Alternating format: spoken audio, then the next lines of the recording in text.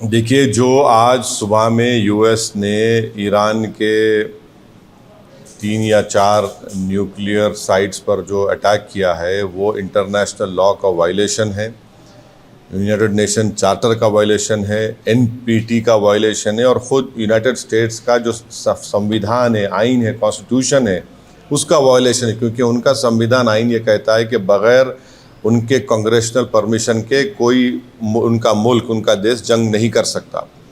पांचवी बात यह है कि ये हमला करके यूनाइटेड स्टेट्स ने गज़ा में जो फ़लस्तीनियों का एथनिक क्लेंसिंग हो रहा है, जेनोसाइड हो रहा है, उसको कवर अप कर रहे हैं।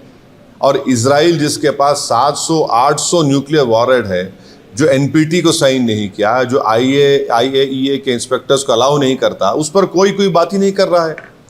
और छठी बात यह है कि मेरी बात लिख के रख लीजिए कि 5-10 साल में ईरान 90% यूरेनियम का एनरिचमेंट करेगा, 90% करेगा। अब नहीं रोक सकते ईरान को। अब ईरान एनपीटी से निकल जाएगा और एनरिचमेंट करेगा। और साथ ही साथ उसका ये असर होगा आज की बॉम्बिंग के बाद कि जितने उस देश में, जितने अरब ममालिक बोलिए, मुस्लिम कंट्रीज़ बोलिए, जो उस खित्ते में है, वो सब लोग अब फैसला करेंगे कि हमको इज़राइल के ब्लैकमेलिंग से, इज़राइल की हेजेमनी से बचने के लिए हमको अब न्यूक्लियर वेपन्स बनाना पड़ेगा। वो भी आप नहीं रोक पाएंगे।